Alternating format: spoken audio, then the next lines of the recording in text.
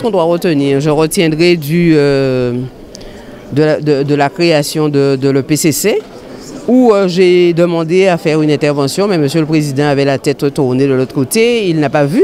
Je suis pas contre cette EPCC avec notre groupe, mais ce qui m'a interpellé, c'est le financement de l'État là-dedans. Puisque, me semble-t-il, le financement devait être un peu plus conséquent. Et je n'ai vu que 500 000 € de l'État. Et deuxièmement, je me pose la question, pourquoi n'a-t-on pas intégré au sein du Memorial Act, n'a-t-on pas intégré aussi le musée Schœlcher, même si c'est une compétence du département, puisque le département participe financièrement à ce plan. Donc c'est une déclinaison aussi, puisqu'on sait très bien que Victor Schœlcher est aussi quelqu'un qui a participé à l'abolition de l'esclavage. Donc ce sont ces deux petites choses-là que j'ai retenues, et aussi le financement en ce qui concerne les travaux qui auront à faire et par rapport au compte d'exploitation du Memorial Act. Donc c'est ce que j'ai retenu. Et pour les autres choses, vous avez entendu, j'ai posé la question concernant ce fameux lycée des métiers de la mer. Où est-ce que ça sera situé? Comment on fera? Et Guadeloupe Grand Large que nous avions mis en place, est-ce qu'elle sera intégrée au sein de cette entité? Donc voilà ce que je retiens de cette plénière, qui était quand même une plénière pas très conséquente.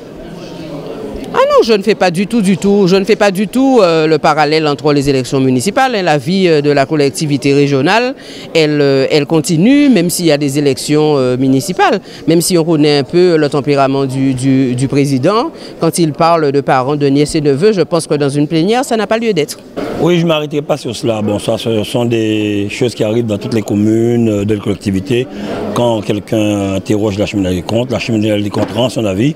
À la prochaine plénière au conseil, il faut en parler. Donc, ce n'est pas un problème. Mais il faut savoir que Cap Excellence n'a pas trop tort, parce qu'il y a, à l'époque, la distribution de l'octroi de la TSC, d'abord, la TSC a mal été faite, et nous aurons bientôt des réunions pour pouvoir y remédier, pour pouvoir permettre aux communautés d'agglomération de pouvoir recevoir leur dû. Mais ce qui était important pour nous aujourd'hui, c'est surtout la délibération concernant l'établissement public, le Memorial Act, qui sera effectif dès que ça retournera du contrôle de légalité, et par la suite commencer à travailler pour pouvoir mettre en place ce conseil d'administration et continuer à travailler. Le Memorial Act, c'est plus de 5 millions de fonctionnement, d'investissement, et c'est un déficit important, car il n'y a qu'1,2 million d'entrées au Memorial Act. Donc je pense avec cet établissement public où l'État, la ville de Pointe-à-Pitre, Cap Excellence, la région, le département participent, nous verrons d'un avenir meilleur cet établissement qui répondra à une attente culturelle, touristique, et avec le centre d'art contemporain à quelque part, et par la suite, pourquoi pas avec le port, dans le cadre de l'opération Karaoke-Rabey, faire arriver les bateaux de croisière directement en face du Memorial Act. Oui, M. Martial, non, il n'y aura pas de présidence. La présidence est un élu, voilà, mais M. Martial sera là. M. Martial a toute sa place au niveau de ce Memorial Act. C'est quelqu'un avec qui on travaille très bien. Je ne vois pas pourquoi il partira. Il est clair qu'on aura une organisation à mettre en place, car il faudrait quand même un directeur financier, des ressources humaines, tout cela, donc il y aura une autre organisation. Aujourd'hui, il n'y a plus de projet. La CTAP, la commission technique, a validé la création au 1er janvier de ce syndicat.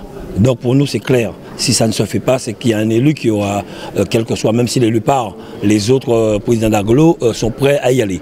Donc oui, nous l'avons validé, ce sera opérationnel. La région, le département sont à l'intérieur, et j'espère que nous irons très vite. Eh bien voilà, il n'y aura qu'une entité qui pourra faire les études, contrôler les tuyauteries, gérer tout le personnel, et il n'y aura plus cette histoire de l'eau est moins chère chez moi que chez l'autre.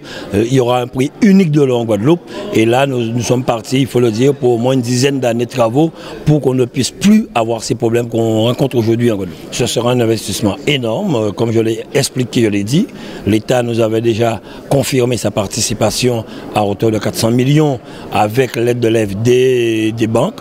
Nous aurons à mettre notre part, la région, le département et aussi les EPCI, parce que ce sont les EPCI qui sont compétents en matière d'eau. Et là, il faudrait un gros, je pense que ça tournera autour de 800 millions, parce qu'il y a l'eau potable, mais aussi l'assainissement.